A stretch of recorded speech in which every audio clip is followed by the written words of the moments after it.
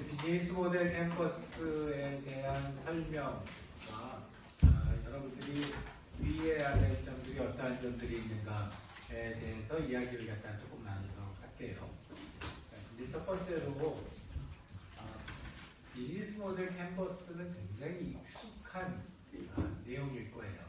실제로 유튜브나 이런 데도 많이들 나와 있고 비즈니스 모델 캠퍼스 어떻게 만드느냐 하는 거에 대한 이야기들도 많이 하기 때문에 구체적으로 비즈니스 모델 캠퍼스가 뭐다 하는 거는 뭐 굳이 여기서 이렇게 막 자세히 설명할 필요는 없지 않을까 싶어요. 근데 이 비즈니스 모델 캠퍼스를 실제로 잘 하는 사람들 그렇게 많지 않을 것 같아요. 이제 내용적으로 내용을 갖다가 잘 아는 사람들은 많지 않은 것 같아서 유의해야 될 점들 중심으로 해가지고서 이 비즈니스 모델 캠퍼스를 갖다가 좀 설명을 하고, 그러고서 이제 여러분들이 특히 AI 관련된 시스템을 만들 때 더욱더 유의해야 될 점들을 갖다 설명하고서 오늘 수업을 갖다 마무리하도록 할게요. 일단 여러분들이 자주 보는 비즈니스 모델 캠퍼스는 요 가운데 있는 여기입니다. 그리고 여기에 왼쪽, 오른쪽, 밑에 블루색 박스가 채워져 있는 부분은 HCI 관점에서 바라보는 비즈니스 모델 캠퍼스예요. 그렇기 때문에 우리가 트래디셔널한 비즈니스 모델 캠퍼스하고 우리 수업에서 하는 비즈니스 모델 캠퍼스는 조금 다르다라고 하는 걸 갖다가 먼저 강조하고 싶고요. 그리고 일반적인 비즈니스 모델 캠퍼스에 추가적으로 박스가 4개가 더 들어가요. 그게 뭐냐면 시스템의 표현과 관련된 재원, 시스템의 구조와 관련된 재원, 그리고 시스템의 기능과 관련된 재원. 이 각각의 재원들이 더 들어가는 거예요. 그럼 이게 무슨 말이냐? 여러분들이 지난주에 프로젝트 준비하면서 잘 이해했지만 우리가 시스템의 피처라는 걸 갖다가 구조, 기능, 표현으로 나눴었고, 그래서 이 구조, 기능, 표현이라고 하는 거를 컨셉 모형에서도 만들지만 이 비즈니스 모델을 만들고 나면은 이 비즈니스 모델로부터 도출되는 구조와 표현과 재원들이 있다는 거죠. 그래서 그러한 애들을 우리가 구조, 기능, 표현으로 나누어서 비즈니스 모델 측면에서 시스템의 재원을 찾는 것. 이것이 우리가 HCI를 하면서 비즈니스 모델을 이해하는 방법이고요. 그래서 이 궁극적으로 우리의 목적은 여기에 어떤 재원들이 차려지느냐 하는 것을 갖다가 찾아내는 거고, 두 번째 또 추가되는 부분이 여기 가운데 있는 비용 효과성이라고 하는 박스예요. 보통은 비즈니스 모델 캔버스에 얘가 없이 비용 구조하고 수익원이라는 두 가지 박스만 있어요. 근데 이제 요 가운데 이 비용 효과성이라고 하는 박스가 있는 이유는, 첫 번째 이유는 이 둘 간의 비교를 익스플리시트하게 하기 위해서. 이 비교가 돼야지 이 비즈니스가 서스테이너블하게 운영될 수 있다 없다를 갖다 우리가 판단할 수 있어요. 그렇기 때문에 이 비용 효과성이라고 하는 것은 비용 구조와 수익원을 명백하게 비교하고자 하는 목적으로 이 비용 효과성이라는 박스가 생겼고, 또 하나 이유는 아까 우리가 여러분들한테 DTX 버전 이야기를 갖다 했어요. 그리고 DTX 버전에서 여러분이 식약처에서 허가를 받고 나서 보험 수가를 받으려면 요 비용 효과성 분석이라는 걸 해야 돼요. 그거가 또 한 1년 걸려요. 그걸 갖다가 요구하는 데가 이 네카라고 하는 보험 평가원에서 이 내용들을 갖다가 요구를 해요. 그렇기 때문에 우리가 비용 효과성이라고 하는 측면을 갖다가 구체적으로 잘 디파인하지 않으면은 나중에 이게 DTC가 됐던 DTX가 됐던 실제로 서스테이너블한 비즈니스 모델을 만들어내기가 되게 어려워요. 그래서 요 네 가지 박스가 새로 추가된 형태, 그것이 비즈니스 모델 캔버스다, 3.0이다, 이렇게 얘기를 갖다 하고, 여러분들이 이제 팀 프로젝트로 해야 되는 것도 이 비즈니스 모델 캔버스 3.0을 작성해 보는 것. 그게 여러분들이 실제 팀 프로젝트로 진행해야 될 프로젝트 내용이기도 합니다. 자, 여기서 이제 몇 가지 사항들을 갖다가 주의 사항들을 여러분들한테 같이 나눈 다음에, 사례는 여러분들이 이미 이 수업 내용에도 있고 또 이 발표 자료에도 있기 때문에 그냥 보면은 될 것 같아요. 그러고 나서 여러분들 질문 받고 그리고 수업 마무리를 할게요. 제일 첫 번째가 요 가치 제안이에요. Value Proposition. 비즈니스 모델 캔버스 어디서부터 칸을 채웁니까? 라고 많은 사람들이 물어보는데, 나는 요 가치 제안에서부터 칸을 채우라고 얘기를 해요. 그래서 내가 과연 어떤 사람들한테 어떤 가치를 줄 거냐, 이 부분이 명확해야 해요. 근데 설마 그것도 없이 이 비즈니스를 하겠다고 나서는 사람들이 있을까요? 라고 질문하는 사람들도 있을 수 있는데 의외로 되게 많아요. 본인들이 어떤 밸류를 프로포즈 하겠다 하는 생각이 전혀 없이 이 비즈니스를 시작하는 사람들도 의외로 되게 많다. 그렇기 때문에 제일 첫 번째는 우리가 누구한테 어떤 밸류를 제공할 것이고, 그 제공하는 밸류가 과연 그 상대방이 willingly to pay 할 정도의 가치일까? 그리고 그거를 우리 말고 더 잘 제공하고 있는 사람들 또는 회사들은 어디가 있을까? 이런 것들을 갖다가 이 가치 제안에서, 박스에서 우리가 먼저 찾아냅니다. 비즈니스 모델 캔버스 3.0을 갖다 그릴 때 또 하나 주의해야 될 점 중에 하나는 이 각각의 박스에 대한 디스크립션하고, 그 다음에 이 전체 캔버스가 그려진 거는 한 그림에 다 그리려고 하지 마세요. 무슨 얘기냐면, 박스는 각각의 박스별로 한 장씩이 필요한 거예요. 근데 그것들을 갖다가 우리가 이런 하나의 캔버스에다 쓸 때에는 그 캔버스에 올라가는 여기에 있는 디스크립션들, 이 제목 말고 제목 밑에 있는 이 디스크립션들은 스토리를 만들기 위한 선별된 내용들인 거예요. 그래서 비즈니스 모델 캔버스 쉽지, 이거 한 장 그리면 되잖아, 그 박스에다가 그냥 대충 멋있는 말로 집어넣으면 되잖아, 이렇게 생각하기 쉬운데 그렇지 않다. 그러니까 요 각각의 하나의 박스가 한 섹션인 거예요. 여러분들의 한 섹션, 보통은 몇 페이지씩 하는 한 섹션인데, 우리 이제 수업에서는 그냥 한 페이지 정도로 하면은 PPT 한 페이지 정도면 될 것 같지만, 실제에서는 이 각각의 박스가 몇 페이지에 해당하는 디테일한 내용들이 들어가게 돼요. 그래서 그런 것과 실제 비즈니스 모델 캔버스에서 보여주고 있는 이 모형은 그 자체로서 여러분들이 한 스토리를 투자자들이나 또는 여러분들의 이해관계자들한테 전달하기 위해서 여러 가지 내용들 중에서 선별해낸 몇몇 개의 아이템들이다, 이렇게 생각하면 좋을 것 같아요. 그래서 가치 제안에서부터 시작한다는 건 무엇이냐면, 여러분의 스토리가 이 가치 제안에서부터 시작한다는 거예요. 이걸 설명할 때. 그래서 다음 주에 발표를 할 때는 그 스토리를 얘기하라고 그럴 거예요.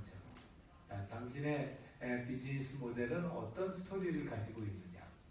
그러면은 가치 제안에서부터 시작해서 우리가 누구에게 어떤 채널을 통해서 무엇을 제공을 할 건데, 그걸 제공하기 위해서 우리는 어떤 일을 해야 되고, 그 일을 하기 위해서 어떤 자원이 필요하고, 또 우리는 어떤 파트너들이 있어야 된다라는 이야기를 갖다가 하나의 스토리로 그렇게 설명할 수 있는 그런 역할을 하는 게 이 오버뷰 페이지인 거예요. 그리고 이 오버뷰 페이지에서 또 중요한 점 중에 하나는 가급적이면 숫자로 표현해야 돼요. 무슨 얘기냐면 이렇게 주저리 말로 많이 쓸 수도 있어. 세계 최고의 엄청나게 좋은 사용자 경험을 제공한다. 전혀 정보가가 없는. 근데 예를 들어서 우리가 우울증 증세를 PHQ-9으로 재서 향상 효과를 갖다 15% 보겠다. 그러면 굉장히 구체적인 밸류 프로포지션이 되는 거예요. 그렇기 때문에 가급적 여기에 있는 내용들은 숫자가 들어가서 구체화돼야 된다. 예를 들어서 채널이다. 그러면은 우리는 다양한 채널을 활용해 가지고 사용자들에게 정보를 제공하고 또 사용자들에게로부터 그 피드백 정보를 받아서 제품의 업데이트에 사용할 겁니다. 이러면 정보가가 빵인 거예요. 우리는 이 사용자에게 알리는 채널은 무슨 채널, 뭐 SNS, 인스타그램, 뭐를 해가지고 몇 개의 채널을 갖다가 활용할 거고 각각의 채널별로 우리가 3개월 후, 6개월 후, 12개월 후에 마일스톤은 몇몇입니다. 20만 명입니다. 구독자 수 15만 명입니다. 이렇게 숫자가 들어가 줘야지 저기에서 만드는 비즈니스 모델은 충분한 근거를 가지고 만들었구나. 우리 주민이 타격받았어.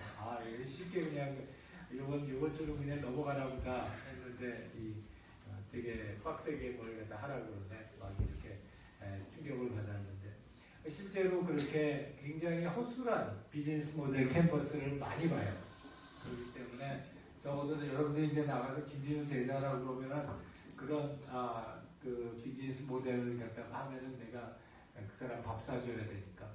그래서 중요한 점들 갖다 몇 가지를 갖다 얘기를 하는 거예요. 자, 특히 여기에 있는 비용 구조하고 수익원은 전체가 다 숫자예요. 전체가 다 숫자라는 것은 무슨 얘기냐면 우리가 검증 가능해야 돼. 검증 가능한 숫자로 여기에 쓰여져 있어야지 다량의 제품을 팔겠습니다. 이렇게 얘기하면은 정보가 제로인 거죠. 그렇기 때문에 이게 보통 우리 비즈니스 모델 할 때 대부분의 경우는 5년 계획을 세워요. 5년 계획을 세우기 때문에 런칭 후에 1, 2, 3, 4, 5년 마일스톤을 갖다가 정해요. 그렇게 해서 그게 여러분 펀딩을 받을 때도 마찬가지예요. 5년 마일스톤을 갖다 정해서 첫 해에 비용을 어떤 항목으로 어떻게 쓰고 5년 차 때에는 우리가 비용을 갖다가 어떻게 쓸 거다 하는 내용들을 갖다가 다 숫자로 적어요. 뭐 원화로 적어도 되고 달러로 적어도 되지만 클래스 성격상은 우리 그냥 원화로 하는 게 좋을 것 같아요. 그래서 이 비용 구조나 수익원에 숫자가 없고 이 비용 효과성 측면에서 1, 2, 3, 4, 5년 동안에 그 실제 비용과 수익을 비교할 수 없으면 그 비즈니스 모델 캠퍼스는 빵점이에요. 실제로 그 효과를 갖다가 우리가 검증할 수 없기 때문에.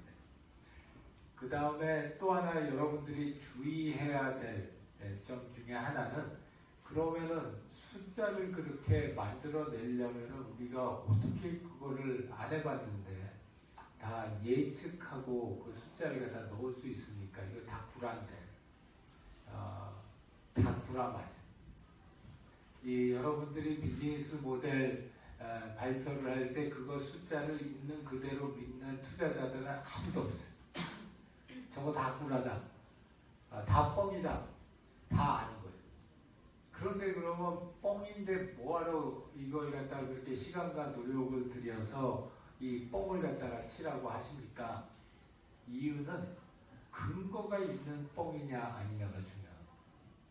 그걸 우리가 이런 매출이나 이런 것과 관련된 것들을 갖다 했었을 때 그렇게 생각하게 된 근거가 뭐다? 라는 자료들이 다 함께 가져야 돼요. 그러면 투자자들은 뭐를 보냐면 거기에 있는 숫자를 보는 것, 당연히 이제 숫자가 말도 안 되는 숫자가 있으면은 말이 안 된다고 얘기를 하겠죠. 근데 그 숫자를 보는 것도 있지만 두 가지를 봐요. 첫 번째는 이 전체적인 비즈니스 모델의 스토리가 일관성 있게 흘러가는지. 대부분 일관성이 없이 흘러가요. 그래서 예를 들자면은 내가 고객으로 고객 세그멘트로 예를 들어 가지고 유방암 3기 환자를 대상으로 해가지고 디지털 모니터링 툴을 만들어 가지고 팔겠다라고 했는데 채널이 어디냐 그랬더니 채널은 산부인과다 이러면은 앞뒤가 안 맞는 거예요. 왜? 유방암 3기는 산부인과 더 이상 안 가세요. 어디 가시죠? 암센터를 가십니다. 그렇기 때문에 이 앞뒤가 안 맞는 일관성 없는 비즈니스 모델을 대부분 되게 많이 가지고 와요. 그 이유는 뭐냐? 이 박스를 하나씩 채우는데 온 노력을 갖다 기울이다 보면 박스가 연결되어 있는 스토리를 보면은 안 맞는 거예요. 더군다나 이제 여러분들 팀 프로젝트를 한다고 요 박스는 네가 맡아, 요 박스는 내가 맡을게 해가지고 박스를 서로 이렇게 팀원들 사이에 배분해가지고 박스 채우기를 하면은 각각의 박스에 대한 내용들은 뭐 그럴듯해 보이는데 그 박스를 연결해서 스토리를 갖다 한번 이야기해봐라 그러면은 이게 스토리가 흘러나가질 않는 거예요. 그래서 첫 번째는 이 9개 모델을 이 설명하는 스토리가 일관성 있게 그 스토리가 흘러갔는지를 갖다가 제일 먼저 봐요.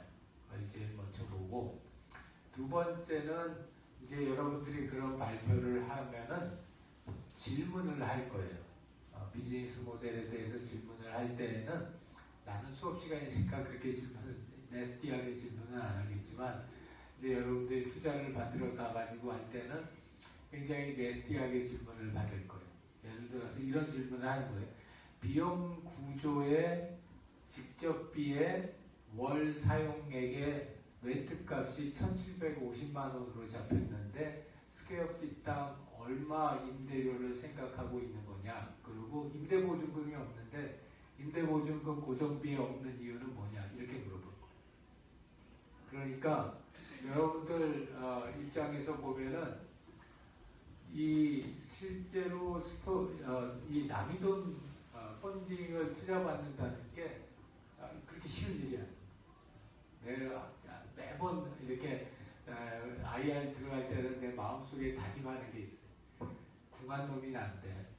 겸손하자. 그러고 들어가.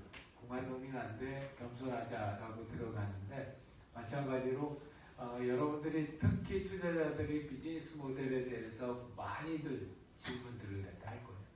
그렇기 때문에 이 각각의 칸에 있는 정보들이 얼마나 탄탄한 에비던스를 가지고 백업을 했느냐라고 하는 것이 두 번째 보는 포인트가 될 거예요. 물론 일단 첫 번째 얘기할 거는 여러분들은 5천만 원짜리 예비 창업 투자 받을 땐 거기까지 물어보지도 않아요. 근데 이제 여러분들이 3억짜리 창업 투자 받는다. 그렇게 하면 그때는 물어보기 시작을 할 거예요. 그래서 각각의 안에 그 에비던스들이 어떠한 에비던스들이 있느냐 하는 것들을 갖다가 여러분들한테 물어볼 겁니다. 그리고 굉장히 네스티하게 설명을 할 거고. 자, 근데 우리는 거기에서 더 나가서 이제 각각의 요 스토리들을 가지고 그렇다면은 이런 가치를 제공하기 위해서 또 이런 고객한테 우리가 그 가치를 제공하고 이런 채널들을 사용하기 위해서 우리 시스템의 표현상에는 어떠한 점들이 표현상에 주의할 점이냐 하는 것들이 사실은 제일 결론적인 것이에요. 물론 투자자는 거기까지는 안 물어봅니다. 근데 실제로 시스템을 만들어야 되는 사람들은 거기가 종착역인 거예요. 설계에서는, 비즈니스 모델에서. 그렇기 때문에 예를 들자면은 아까 얘기했던 것처럼 내가 이거를 하이마트에서 팔 거냐, 하이마트라는 채널을 통해서 팔 거냐, 아니면 산부인과 매대를 통해서 팔 거냐에 따라서 우리 제품의 표현에서 강조해야 될 점들이 180도 달라요. 그렇기 때문에 우리가 생각하고 있는 채널과 생각하고 있는 고객 세그멘트, 예를 들어서 유방암은 우리 요새 이제 개발하고 있는 것 중에 하나가 유방암 환자들 위한 셀프 모니터링 툴을 갖다 개발을 하고 있는데, 유방암 환자들 같은 경우에 1기냐, 2기냐, 3기냐, 그리고 이제 이게 유전자 차입이 어떻게 되느냐, 그리고 호르몬 치료를 받느냐, 안 받느냐, 그리고 이제 유방 절제술을 하느냐, 안 하느냐, 림프종을 갖다 제거하느냐, 안 하느냐에 따라서 굉장히 다른 채널들이 있어요. 그렇기 때문에 이제 그런 내용들이 충분히 감안이 되어서 이 표현 설계에 어떠한 피처들이 필요하다라고 하는 내용들이 여기에 들어가요.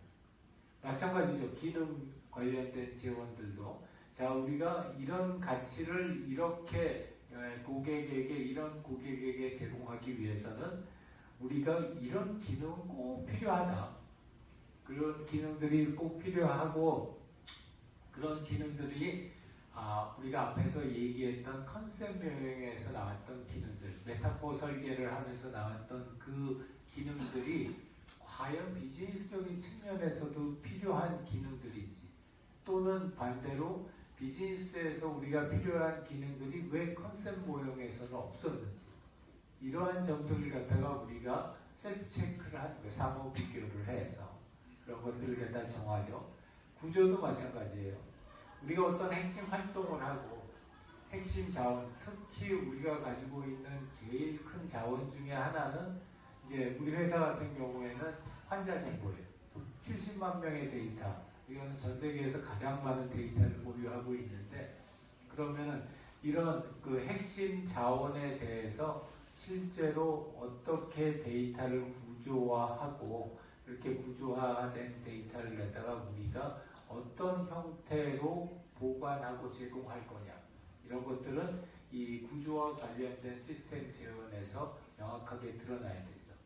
그래서 이런 내용들이 이 비즈니스 모델 캔버스 3.0에서는 일반 비즈니스 모델하고 다르게 굉장히 중요하게 보고 있는 포인트들이다 라는 거고요.